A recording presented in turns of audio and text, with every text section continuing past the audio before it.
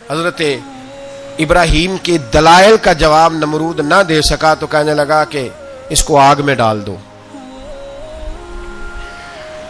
قوم گئی ہوئی تھی ساری. آپ نے بات سنی ہوئی ہے, میں نے صرف اشارہ دینا ہے.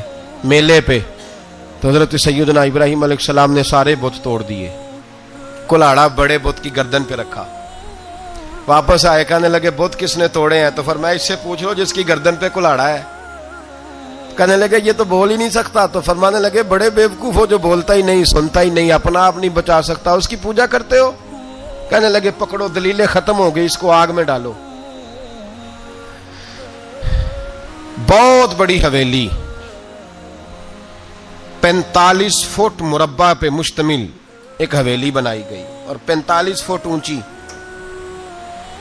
مختلف روایات, علامہ اسماعیل حقی کہتے ہیں کہ 3 مہینے تک نمرود نے کہا کہ اس کے اندر لکڑیاں ڈالو. لوگ پوچھنے لگے کتنی دنیا جلانی ہے؟ کہنے لگا بندہ تو ایک جلانا ہے, پر بندہ بڑا تگڑا ہے, ایک بندہ. 3 مہینے لکڑیاں ڈالی گئیں. اور لوگوں کی جو تہمات ہوتی ہیں نا, وہ بڑی عجیب ہوتی ہیں. تہمات میں نے بڑی تفصیل سے رمضان المبارک میں گفتگو کی تھی. بدشگونی, تہمات لوگ لیتے ہیں. اس وقت بھی لوگ تہمات کا شکار ہو گئے. عقیدہ بگڑ جاتا ہے تو وہ عجیب و غریب باتیں کرنے لگتا ہے. تہمات کا شکار ہو گئے. بیبیاں نظر مانتی, میں بیمار ہوں, اگر صحیح ہو گئی تو اتنے من لکڑی دوں گی حضرت ابراہیم کی آگ جلانے کے لیے. ایک عورت لے کے جا رہی ہے لکڑیاں, تو ایک نیک دل آدمی نے اس سے پوچھا کہاں جا رہی ہو؟ کہنے لگی میں نے منت مانی تھی تو حضرت ابراہیم علیہ السلام کو معاذ اللہ جلانے کے لیے لکڑیاں لے کے جا رہی ہوں. تو وہ رب کریم کے بندے کہنے لگے تو ڈھونڈتی رہے گی, تجھے وہ جگہ ملے گی نہیں. وہ بی بی کئی مہینے گھومتی رہی, جگہ ہی نہیں ملی جہاں لکڑیاں ڈالنی. ماری گئی.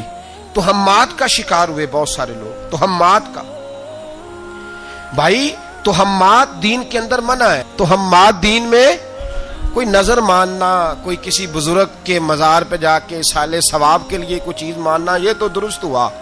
لیکن غیر شرعی نظریں مان لینا کہ میں آگ کے گرد چکر لگاؤں گا, میں جناب وہاں جا کے یہ والا تماشا کروں گا, میں دھاگا باندھوں گا, میں رسا کاٹوں گا, میں وہاں گندے اور سے پانی پیوں گا, ان کی شریعت اجازت, یہ تہمات ہیں, بدشگونی ہے. دین میں ان کی کوئی گنجائش. آپ نظر ماننے سے پہلے بھی کسی عالم سے رابطہ کریں کہ میں منت مانگنے لگاؤں تو کیسے ماننی چاہیے, اس کا طریقہ پوچھیں. ایسے ہی غلط چیز کی منت تھوڑی مان لی جائے گی.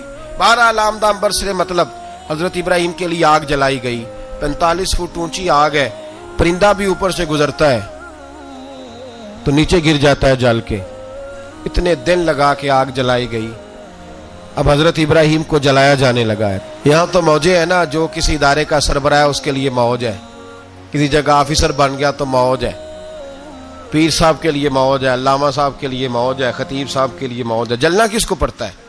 وہ علی کوئی نہیں رہا اللہ ماشاءاللہ. وہ لوگ گزر گئے جو تکلیفیں سہ کے کام کرتے تھے, گزر گیا زمانہ. حضرت سیدنا ابراہیم علیہ السلام کو جلایا جانے لگا ہے تو اب اتنی بڑی آگ ہے تو ڈالیں کیسے؟ شیطان نے تجویز دی کہ منجنیق بناؤ.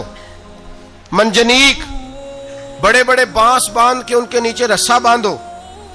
وہ جس طرح جھولنے کے لیے جھولا بنایا جاتا ہے, اس طرح ایک منجنیق پرانے زمانے میں اس میں پتھر رکھ کے پھینکے جاتے تھے دشمنوں پہ.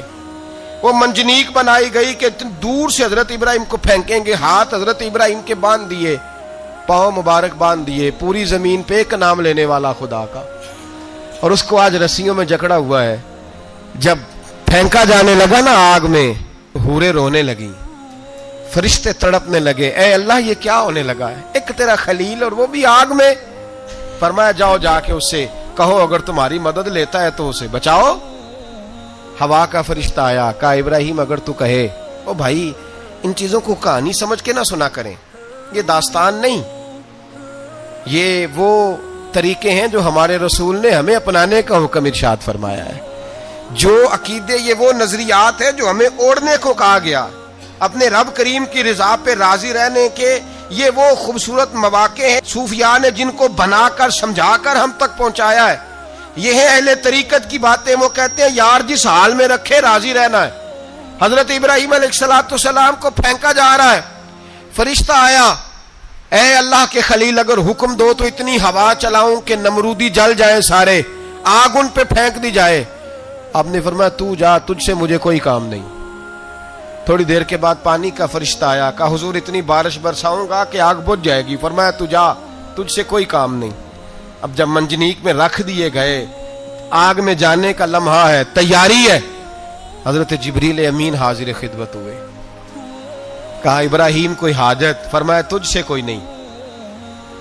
कहा चलो मुझसे नहीं तो रब करीम से ही बात कर लो, मुझे पता है मैं छोटा हूं, आप मुझसे मदद क्यों लोगे, रब करीम से ही बात कर ले। तो हजरत इब्राहिम कहने लगे जिब्रील ये बता, रब को नहीं पता उसका खलील किस हाल में है? उसे नहीं पता मैं किस हाल में हूं, मेरे हाथ बंधे हैं, पैर बंधे हैं आग में, उसे नहीं पता? बताया तो उसे जाता है जिससे खबर ना हो। तो अगर उसे पता है, तो अगर वो जलाने पे राजी है तो मैं भी जलने को तैयार हूं, मैं तैयार हूं, मैं तैयार हूं। उसे कहो ठीक है। हजरत सैयदना इब्राहिम अलैहिस्सलाम को मंजनीक में डाल के जो फेंका आग में, या नारुकूनी बरदम व सलामन अला इब्राहिम, अल्लाह ने फरमाया ए आग मेरे इब्राहिम पे ठंडी भी हो जा और सलामती वाली भी हो जा। हजरत इब्राहिम को दो फरिश्तों ने बिठा दिया जमीन पे, फूल खिले हैं, कौंपलें महक रही हैं, कलियां खुशबू दे रही हैं। हजरत इब्राहिम ने सर सजदे में रख दिया, सुबहान अल्लाहि वल्हम्दुलिल्लाहि वला इलाहा इल्लल्लाह वल्लाहु अकबर। हजरत इब्राहिम अल्लाह की तस्बीह पढ़ने लगे, रब करीम का शुक्र बजा लाने लगे।